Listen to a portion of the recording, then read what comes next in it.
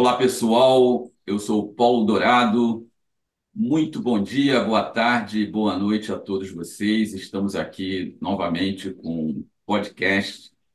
Eu e o diretor Leonardo Seixas, do Instituto Mar Futuro, e temos a honra de trazer nosso convidado especial, o oficial de Marinha Mercante Port Captain Alexandre Vezar, que tem uma larga experiência tanto na parte marítima como na parte portuária, e hoje ele vai compartilhar conosco, com vocês, essa experiência dentro do navio e também nos portos. Alexandre Bezar, muito obrigado pela sua presença e estamos aqui começando com mais um podcast.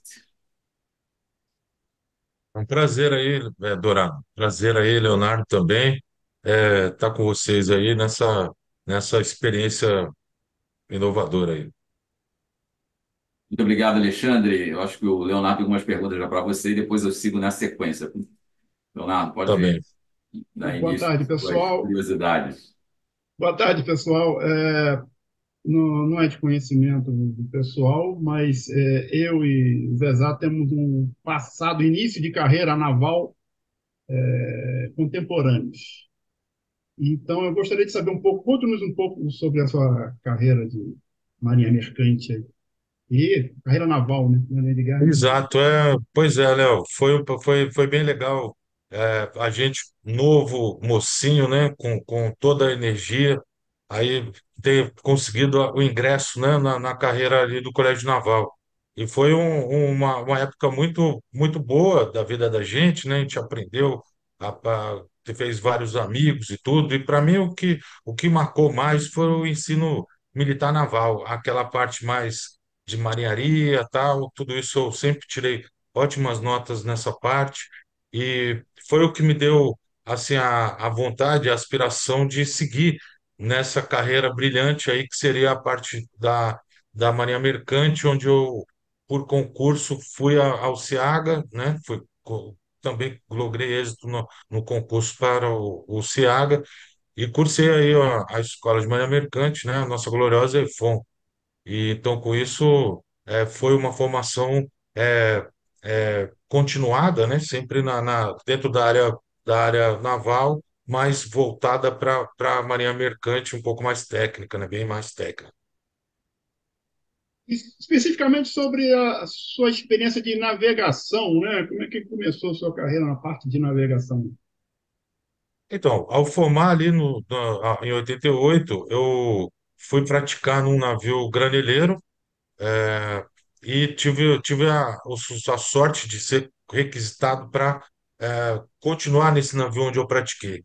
Então, eu já havia feito um estágio chamado PIN, na minha época existia o PIN, Programa de Instrução no Mar, e nesse programa de instrução no mar, no meio da escola, eu fiz uma viagem de circunnavegação, eu peguei a frota oceânica, então ele foi uma viagem muito rica em termos de dar vários tipos de operações. A gente foi pelo Atlântico, voltou pelo Pacífico, mas deu o Canal do Panamá, deu o Rio Amazonas, deu uma série de portos no Oriente, então já começou ampliando e que me gerou condições de fazer um bom trabalho, né, que foi bastante bem avaliado esse trabalho do PIN. Já na praticagem, em graneleiros, né, embarquei em navios tipo Handysize, o que genericamente se fala é um navio de 45, 47 mil toneladas de deadweight, e tive a oportunidade de trabalhar também em navios Oroil, que é um tipo de navio que vai com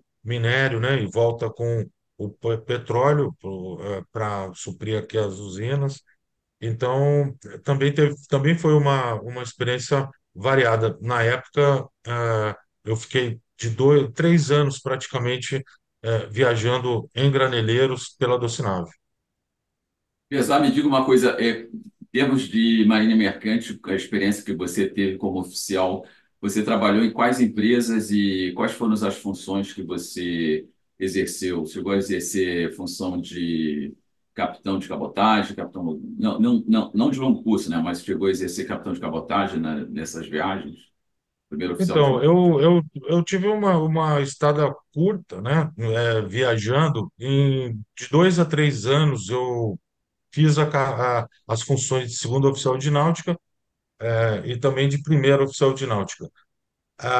Após esse período, né, de embarques na Docinave, eu acabei saindo para uma carreira mais em terra. Então, eu tive dois momentos de embarque, não ao mesmo tempo, né, não na sequência. Então, eu tive um período de embarque na Docinave, depois um período de embarque na Transroll, que nessa ocasião já era um navio containeiros, que a Transworld tinha quatro navios containeiros, na verdade, dois ro-ro's e dois ro-ro's que foram transformados em navio containeiro, que engajaram num trade, né, de navios para o norte da Europa. Então, essa foi a outra experiência embarcada que eu tive. Lá também eu atuei como segundo e primeiro oficial de náutica em dois contratos.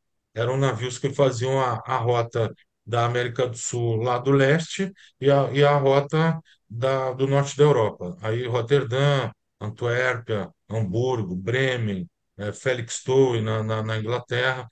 Então, esse era o trade. Então, a experiência embarcada foi nessas duas empresas, basicamente, exceto a Frota Oceânica, que foi no PIN, né, no programa de estágio, na época da IFOM. E nessa sua passagem pela Marinha Mercante, nós sempre temos histórias, né? Quais É. são os desafios e assim, os aprendizados que você pegou para a sua carreira? Na navegação do granel, vamos dizer, como é um navio Trump que a gente fala, né?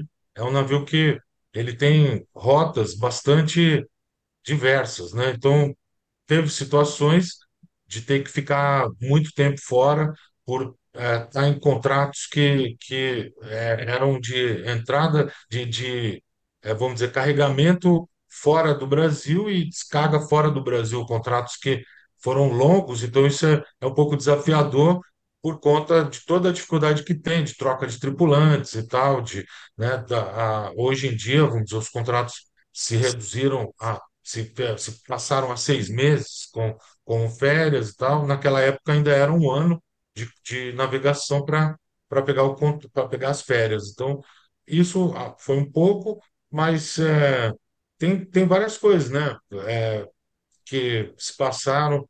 No caso do container, já a dinâmica era muito acelerada, vamos dizer assim, né? Que o navio graneleiro tem uma estadia longa, de certa forma, e também tem uma espera grande, porque é carga que, questão de chuva, tudo mais, você fica longos tempos fundeado, aguardando, tudo mais, né? Agora, no container já foi bastante mais dinâmico. Então, toda a questão da preparação toda, da documentação, da parte toda da, da, da operação do navio container, que exige o cara está entrando e saindo de porto a cada 12 horas. Em certas situações fica bastante estafante, né? Mas quando você é jovem e gosta da profissão e que vibra com aquilo tudo, você encara. Então, houveram algumas dificuldades e tal, mas tudo foi sobrepassado pelo interesse e pelo gosto pela profissão. Besar, como é que foi essa transição de trabalhar dentro do navio como oficial de marinha mercante na área de náutica para trabalhar no porto? Qual foi o ponto que você Terra, considera que foi justo. assim, a tua entrada para o porto? Pois é, é uma transição assim que a gente aprende um mundo novo. Na verdade, o trabalho em terra, ele tem uma série de outras preocupações do que se tem a bordo. Então, trazendo essa experiência por já ter embarcado, eu já tinha essa noção do que se passava ali, então me facilitou em algumas coisas, na questão de comunicação, na questão de negociação, sobre as coisas que acontecem numa estadia, mas foi muito, muito, assim, começar como agente marítimo, que foi a primeira função que eu peguei, é como começar pelo beabá, né? Você passa a entender toda a dinâmica que cerca o navio, como um todo, porque o agente marítimo ele acaba cuidando de tudo desde muito antes do navio chegar, desde que o navio está nomeado. Então tem todo aquele trâmite, foi assim desafiador por um lado, né? Mas por outro lado também, pelo fato de eu ter essa experiência, também me deu uma certa segurança, e as pessoas passaram a confiar bastante em mim, principalmente coisas que são afetas à inovação, à operação portuária e tal, porque os meus colegas que eram agentes marítimos também, nenhum tinha tanta experiência de bordo como eu já tinha. Então, isso me foi bastante útil, que eu era a diretoria, a gerência contava comigo em qualquer situação especial. Por exemplo, só para exemplificar, a minha empresa que eu trabalhava, ela resolveu pegar uma operação de embarque de café em sacas. Só que não um embarque comum de café em sacas. É, foi feita uma das primeiras operações, se não a primeira operação, de fazer o Marine Sling, onde você coloca 25 sacos no mesmo amarrado, né? E isso sobe com uma mesa, vários amarrados desses sobem todos para o navio. Então, o navio afretado foi um navio box shape, de um tipo especial que capacitava, inclusive esse tipo de navio hoje é usado para celulose, então foi um sucesso. A gente fez uma operação de pré-sling, né? Você preparar aquilo tudo em armazém para quando o navio chegasse. Foi um sucesso muito grande. Foi profissionalmente foi uma boa de uma experiência. Então tudo isso aí valeu por ter essa experiência de bordo e estar trabalhando em terra. Juntando essas duas experiências, a experiência de bordo com a experiência de terra, qual hoje você considera as principais habilidades e competências para uma pessoa, um profissional, poder exercer essa função de port captain? Port Capital. Pois é o que a gente acabou de comentar. Eu acho que o que capacita uma pessoa a pleitear um cargo desse é ter uma experiência vivida, não necessariamente iguais às minhas, mas ter uma experiência vivida no campo do que envolve o navio, né? O agenciamento é um dos fatores importantes de se entender, não que não se possa aprender também em cursos e tudo, mas a vivência com a operação portuária, ela é fundamental, né? Também. Então, eu digo assim, existem vários port captains no Brasil, nem todos eles são oriundos de náutica, mas os geralmente são. Os que não são de náutica, eles têm uma vivência também muito próxima para quem é de náutica, e são pessoas que se interessam e aprendem, estudam sobre navio, sobre estabilidade, sobre uma série de coisas que são inerentes da carreira de bordo. Então, para essa função, é necessário ter esse tipo de vivência. Eu queria até comentar sobre uma dúvida que existe, às vezes, sobre quem é o supercargo e quem é o port captain, né? Então, o supercargo é uma pessoa que está lá para auxiliar o armador, está lá para auxiliar o navio na confecção do plano, no gerenciamento do plano, na relação com o operador portuário e com o agente marítimo também. Então, o supercargo ele tem uma função bastante importante ligada ao navio. E o port captain, o nome já diz, é port captain. Então ele não está dentro do navio, ele está gerenciando mais a questão do terminal, do complexo portuário. Então, noções de ferrovia, rodovia, os modais todos que interagem com o terminal é importante. Então, tudo isso que influi, né, no terminal como um todo, tudo que vai concorrer para a operação portuária do navio. Você se lembra exatamente quando é que você se tornou port captain? Existe um padrão para isso ou não, né? Ou, de repente virou port Olha, captain. não é vamos dizer, uma carreira, não é uma posição de carreira, né? Vamos dizer, numa carreira natural, dentro de um terminal, você tem o analista, júnior, pleno, sênior, você tem o coordenador, você tem o gerente, tudo. A função de port captain, ela é uma função que ela é de especialista, né? Então, por ser especialista, ela gerencia as coisas, mas não exatamente dentro da linha de de carreira que existe em terminal. Nada impede, já conheço vários port captains que se tornaram gerentes de operação e outros que eram gerentes de operação e se tornaram port captain, ou que eram coordenadores ou supervisores, né? No meu caso, eu já fui gerente duas vezes na minha carreira de terra, mas eu, nessa fase, eu optei por seguir nessa linha do port captain, que é uma função bastante abrangente que, para mim, completa bastante a minha carreira, né, no estágio. E quanto a podcast de maneira geral, né? Falando só da sua experiência, mas de maneira geral, como você vê o mercado de trabalho atualmente para o podcast no Brasil? Então, eu vejo um mercado de trabalho em ascensão. Eu vejo pessoas que eu conheço, inclusive, me perguntando como é essa função, quais são as atividades e tudo que ela pode trazer de benefício para um terminal. Porque está em tudo, né? Tanto na prevenção, na parte de segurança, tanto na organização dos planos de carga, por exemplo, várias coisas.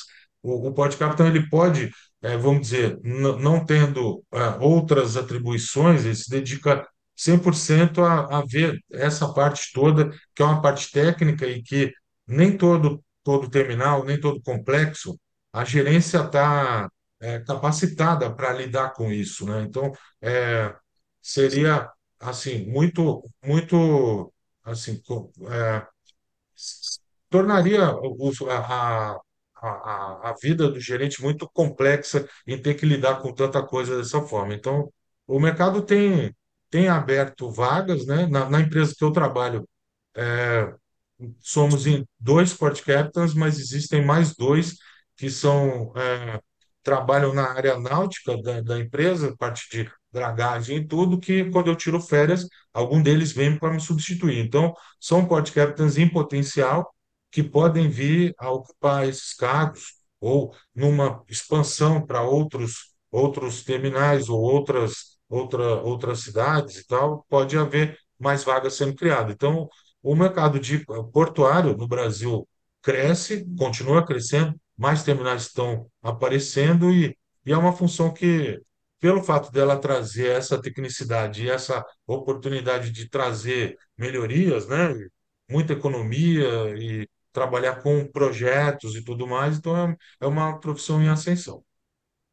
Pesar, você vê, dentro dessa pergunta que o Leonardo fez, dando sequência a esses novos projetos como o BR do Mar, então você vê que vai ter uma demanda crescente para essa função de Port Capita, é dessa maneira que você vê, e como é que você também observa geograficamente no Brasil o desenvolvimento dessa função nas diferentes regiões, como região Nordeste, a região, a hidrovia, na parte da região amazônica e outras Certo. hidrovias.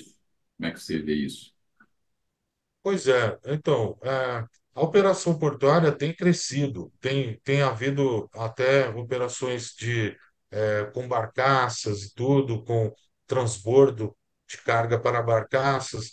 Então, eu vejo que há de haver também uma união também, uma criação de alguma entidade que possa abrigar todos esses colegas para a gente poder divulgar e expandir esse conceito também ao longo da costa toda. No Nordeste, a Vale, vamos dizer, foi a primeira que trouxe esse conceito já para Ponta da Madeira, que é um terminal referência no mundo todo para embarques de minério. É o maior porto de embarque de minérios que tem. Aqui em Tubarão, mais para o sul, em Vitória, também tem esse mesmo conceito. Então, o Rio de Janeiro, nos terminais do Rio de Janeiro, colegas nossos estão ali também trabalhando nessa profissão. Então, é uma coisa que vai naturalmente chegando para todas as regiões onde há essa necessidade, para que a gente, com o conhecimento técnico, consiga contribuir mais para o sucesso, que é o objetivo de cada empresa, né? A empresa ela precisa ter as ferramentas necessárias para a coisa acontecer da melhor maneira. Então, a, um terminal portuário, o core business dele é mexer com o navio. Então, você tem que entender toda a dinâmica do navio, tudo que cerca, né? Então, isso é o que a gente pretende desenvolver, o que a profissão desenvolve dentro da onde atua. Sim, você tem noção sobre a situação de como é que funciona a profissão de port captain em outros países? Então, em outros países já existe também essa função de port captain, como a gente descreveu aqui, mas também existe o conceito de port captain lá fora, também transcende para a autoridade portuária geral de um porto, né? Então, você tem as companhias docas, essas empresas que gerenciam a cada porto, né? Tem algumas companhias docas são públicas, outras são privadas. Então, aí tem o conceito do port captain, seria vamos dizer, o gerente ou o diretor de operações dessa autoridade portuária. Então, quando você fala de exterior, esse é mais o conceito que se aplica, até com conotação eh, de avisos gerais, inclusive de fiscalizações e tudo, implantação de sistemas globais, como é o caso desses VTMS e tal, né? Mas vamos dizer, no meu caso, como eu trabalho num terminal privado, e os terminais privados que existem atuam assim, é, essa figura se confunde. O port captain de um terminal privado é como se fosse o port captain que se usa lá fora também, porque ele tem também esses poderes de regulação, né, de desenho de instruções, regulamentos do que deve ser praticado em cada terminal. Com relação ao curso especificamente, né? Porque, claro, lógico, nós em parceria montamos esse curso de port Uhum. captain, justamente pelo fato de que no Brasil não existe esse curso de É. port captain. Então, fale-nos um pouco sobre o curso de port captain, né? Tá certo. A minha intenção ao montar esse curso foi muito bacana para mim, porque você acaba pesquisando muita coisa, procurando engrandecer a coisa, né? Então, eu dividi em módulos, eu procurei buscar o conhecimento necessário para todos entenderem a função, né? E procurei avançar explicando um pouco mais detalhadamente o que é cada parte disso, né? Mas eu construí módulos para que fosse facilitado para a pessoa olhar as coisas concatenado, cada coisa no seu lugar. Então, a gente vai ter um módulo de gestão marítima portuária, que envolve todas as responsabilidades, tanto da autoridade marítima como portuária, a questão da mão de obra, tal, da armazenagem das cargas e o transporte delas, como é que funciona o porto, a documentação toda, né? E, e eu falo bastante sobre a comunidade portuária, né? Isso para dar uma visão geral, porque é, a gente acaba tendo que interagir com todas essas entidades, seja a pública ou outras entidades privadas também, né? Numa época você tem uma fase construtiva, às vezes o Podcapitão está lá também orientando na parte construtiva ou de expansão do terminal e tudo, né? Então você tem interações com diversas áreas, desde meio ambiente até uma área mais técnica como a marinha e tudo. Eu procuro trazer também visão sobre o direito marítimo, porque o Podcapitã, uma das funções assim é trabalhar em cima de alguns conflitos que existem, né, na operação, naturais, né, decorrentes da operação em si. Então a gente lida com riscos, com questão de avarias, né, faltas e acréscimos, uma série de coisas que envolve, né, essa parte toda dos contratos internacionais, é, as leis, né, a legislação de portos e tudo, e com isso interage muito com a área jurídica para poder mapear bem essas coisas, né? Algumas disputas acabam indo para outras esferas, outras não, é resolvido, né? Óbvio que o interesse é que o assunto seja resolvido e em bom termo, né? Então, tudo isso compõe. É, tem uma parte muito interessante também, que é a parte de portos e terminais. A gente descreve quais os tipos de terminais, qual o tipo de equipamento, que cada terminal é de um tipo. É um terminal de líquido, é um terminal de granéis, um terminal de containers, tal. Então, existem vários equipamentos, tem toda uma parte de didática, né, de passar para quem está fazendo o curso toda essa explicação do que são levantamentos hidrográficos, o que é uma sinalização náutica, porque o terminal ele tem uma parte marítima e tem uma parte terrestre, né, tem toda essa interface. Desculpa. Então, tem. é, muita modelagem, né, de simulações de manobras, coisas que se faz para aumentar, aumentar calado, né, como exemplo, e a operação propriamente dita, né? Aí você vai ter a parte de marinharia, a parte do aceite dos navios, práticas que a gente faz nas operações. Eu procurei focar bastante nas operações de granéis, né? Porque é onde eu atuei mais fortemente, onde eu atuo hoje em dia, mas também trago alguma coisa na área de containers, onde eu atuei também. O podcast em terminais de container já não é uma função tão presente, né? Mas ela também pode ser presente facilmente em qualquer tipo de terminal, seja ele de container também, porque ele lida basicamente com a interface marítima, navio. Então, navio tem toda uma dinâmica, né? Claro que cada tipo de carga é diferente, mas como o papel é bastante holístico, né? Então, ela é passível de acontecer também nesses terminais. Então é isso, eu procurei fazer com bastante vontade, dedicação para trazer esse material e deixar aberto para que as pessoas estudem e aprendam sobre o que é isso para se qualificar. E tendo essa qualificação, poder pleitear ou até, vamos dizer, conseguir falar sobre assuntos, esses assuntos que eu abordo, são assuntos que estão presentes em tudo que é terminal. Então, a pessoa em conhecendo isso, ela vai poder, vamos dizer, checar ou até conversar de igual para igual, ou com quem executa esse tipo de gestão. E, e existe algum perfil, assim, um público-alvo para esse curso? Eu acredito que não tanto, né? Mas você pode ajudar aí É, a esclarecer isso. o perfil, Léo, é assim, é recomendável que a pessoa tenha uma maturidade, óbvio, porque qualquer terminal, empresa que for contratar uma pessoa para fazer esse tipo de atividade, é uma pessoa que tem que ter uma certa tarimba, né, uma certa maturidade. Eu diria de 3 a 5 anos na navegação ou trabalhando ativamente nessa coisa. Tanto bordo quanto terra, como eu comentei com o Dourado logo antes, eu tive essa oportunidade de trabalhar em terra e a bordo.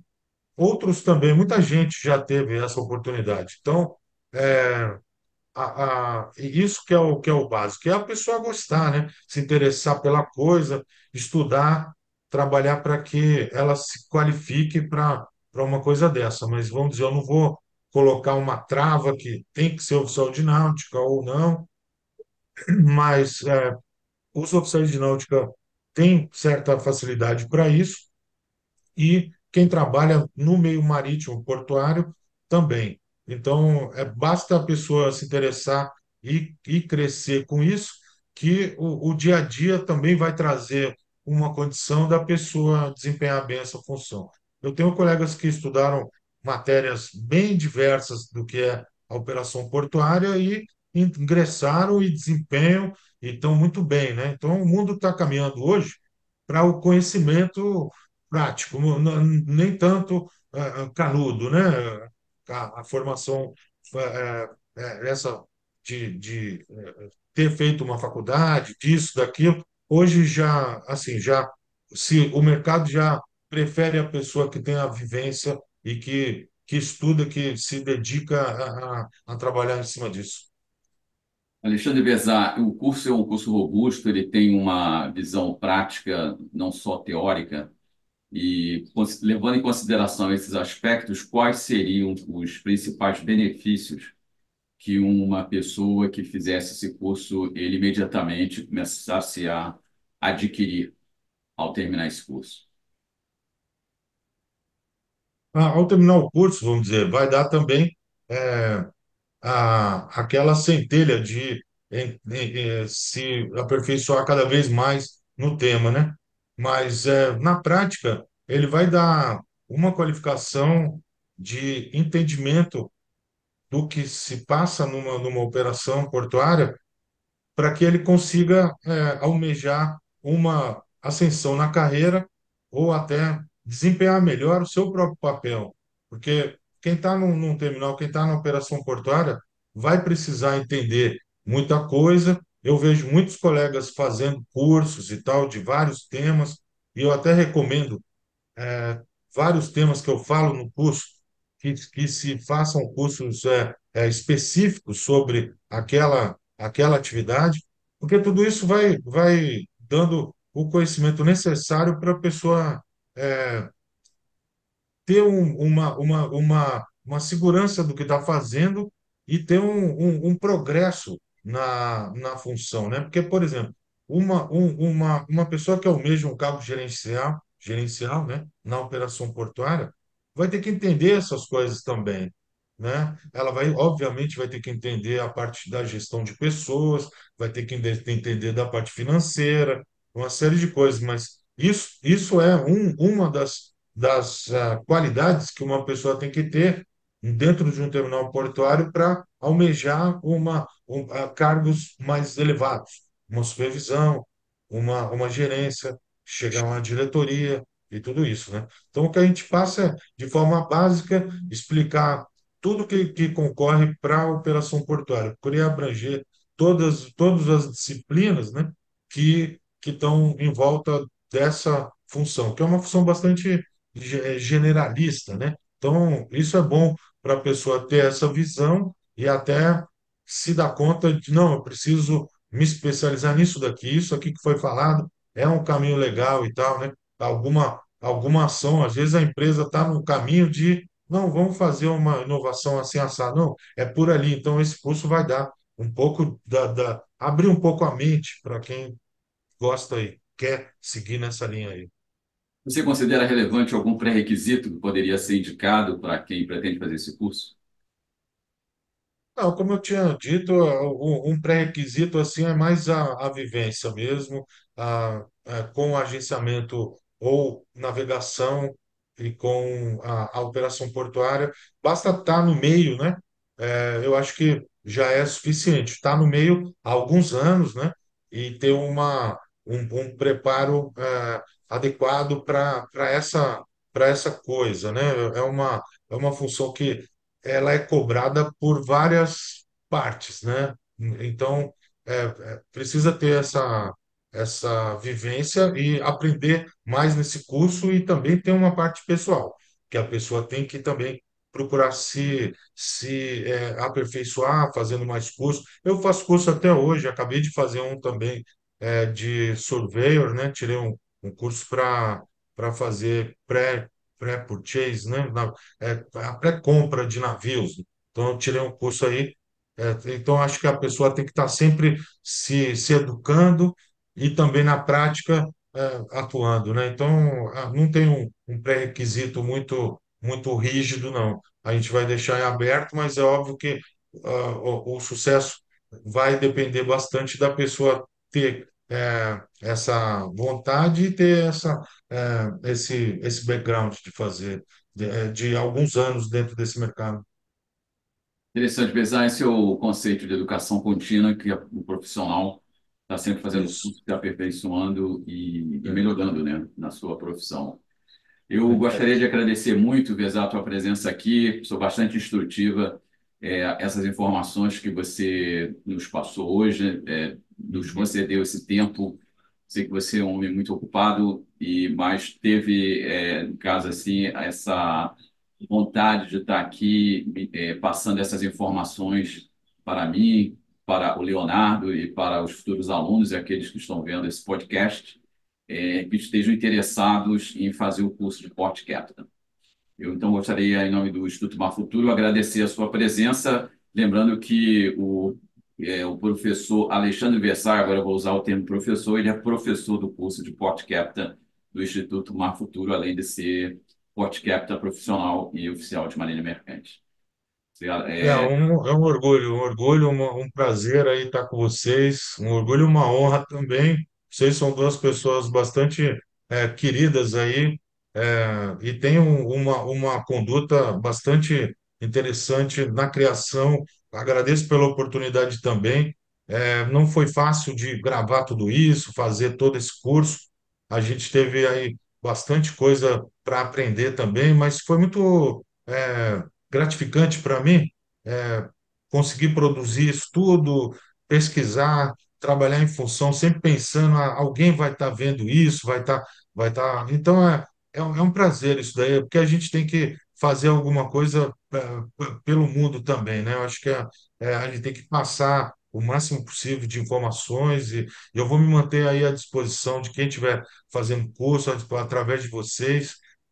Vou dar o feedback que for necessário para que todo mundo aprenda, entenda e siga adiante, que todo mundo tenha sucesso nessa carreira, nessa vida, né, que a gente gosta. É aquela coisa, água salgada, né, na veia, todo mundo que já Uhum. bebeu água do pique, né, ou que, né, já está no esquema para seguir. Então, desejo sucesso ao IMAR, muito, assim, satisfeito de estar com vocês aqui. Muito obrigado.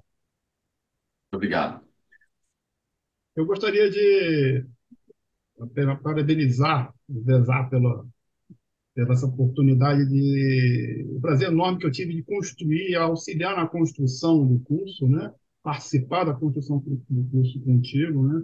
E elaborar ele e saber da dificuldade que você tinha de a gente construir esse curso baseado na sua tarefa normal diária e, além disso, construir esse curso. Então, eu agradeço mais uma vez a sua participação no Instituto Mar Futuro no esforço, eu reconheço o esforço que você teve aí para construir esse curso e que seja o primeiro, né? Depois de tantos anos, a gente se voltar a se rever, é um exemplo isso até para o pessoal que está vendo o curso também, né? O mundo vira, o mundo gira e a gente se encontra. Em Como algum momento a capota. gente se encontra, fazendo coisas legais. Muito bom, é isso aí. Isso aí. Muito obrigado a vocês dois. E, pessoal, agradeço a toda a presença de vocês. E, então, estamos aqui no Instituto Mar Futuro com vários cursos na área marítima, portuária, de offshore e outras áreas também. Então, estamos juntos em mais uma etapa.